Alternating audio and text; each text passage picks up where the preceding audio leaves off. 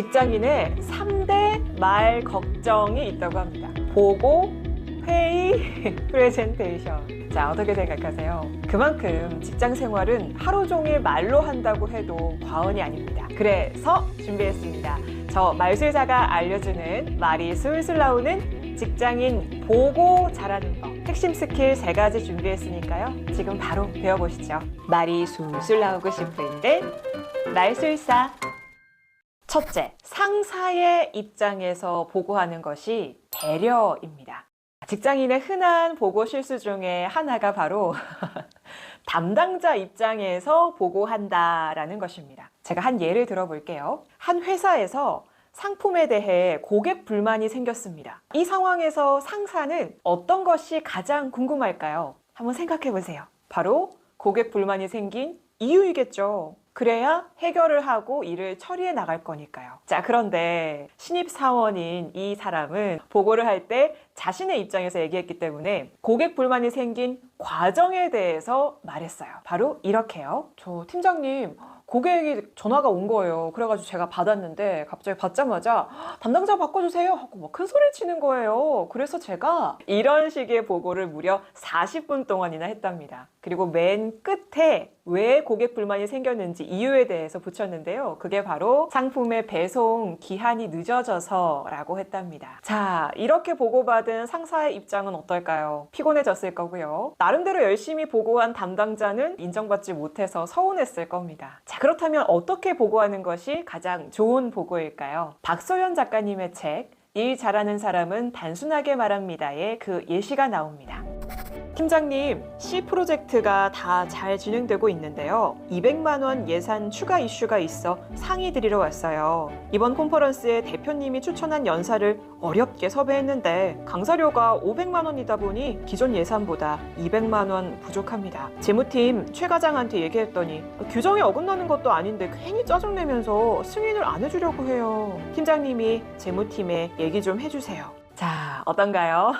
보고가 깔끔하죠? 자, 전체적인 구조를 한번 살펴볼게요. 먼저 상사의 마음의 문에 똑똑하고 노크를 해줍니다. 어떻게 해요? 일이 잘 진행되고 있습니다 라고 얘기해주고 있어요. 자, 그 다음 이 보고의 목적이 상위에 있습니다 라고 해서 목적을 먼저 얘기해줘요. 그러면 상사는 나름대로 또 마음의 준비를 하겠죠. 이것이 바로 배려입니다. 자, 그 다음 상황에 대해서 알고 싶을 거예요, 상사도. 그런데 아까처럼 그렇게 40분 동안 장황하게 말하는 것이 아니라 요약을 해서 상황을 설명합니다. 그리고 구체적으로 도움을 요청하고 있어요. 담당자가 나름대로 재무팀에 얘기해봤는데 안 됐으니까 도와주세요 라고 깔끔하게 보고를 했습니다.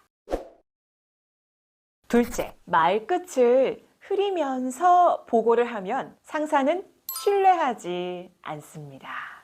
어느 날 저희 스피치 전문 교육원 말이술술에 대기업에서 신입사원 스피치 교육 요청을 하셨어요. 주요 내용은 말끝을 흐리면서 보고하는 이 말 습관을 좀 고쳐달라는 것이었습니다. 이제 막 대학생에서 신입사원이 되어서 그런지 학교에서 친구들이랑 말하는 그런 말투로 계속 보고를 한다고요. 자, 여러분, 제가 앞서 알려드렸던 보고의 내용, 즉 말의 구성도 무척 중요하고요. 이렇게 전문가 목소리로 전달하는 것도 매우 중요합니다. 신뢰감을 줄 수 있기 때문이에요. 자, 지금부터 여러분께서 상사가 되었다고 한번 가정을 해볼게요. 다음 보고를 받아보십시오. 이번 신입사원 교육 강사 섭외하는 거 다음 주 수요일까지 되나요?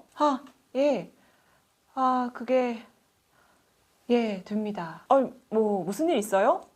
아니요. 가능합니다. 여러분, 신뢰가 가시나요? 아니죠. 이처럼 말끝을 흐리게 되면은 사람이 참 자신감이 없어 보입니다. 만약 축하받을 소식이라 해도 말끝을 흐리면서 말하면 상사는 미심쩍어집니다. 이게 축하받을 일이 맞나 싶으실 거예요. 자, 그래서 전문가답게 말하기 위해서는 이런 말끝의 억양을 계단식 억양으로 바꾸실 것을 추천드립니다. 말술사의 계단식 억양법인데요. 설명드릴게요. 가능합니다 라고 할 때 가능합니다 하고 땅끝까지 계속 파고 들어가는 것이 아니라 가능합니까지 내려왔다면 맨 끝에 글자를 다에서 살짝 쳐서 올려주시는 방식이에요. 자, 이때 주의할 점. 처음 하시는 분들은 의욕이 강한 나머지 가능합니다 하고 다를 많이 강조를 하시는데요. 그렇게 되면 정말 어색해집니다. 자, 제 음성을 따라서 천천히 함께 해보시죠. 가능합니다. 가능합니다. 네, 좋습니다. 말술사의 프리미엄 동영상 강의를 듣고 싶다면 지금 검색창에 말이술술 공식 홈페이지를 검색하세요. 셋째, 안 좋은 소식일수록 보고하세요.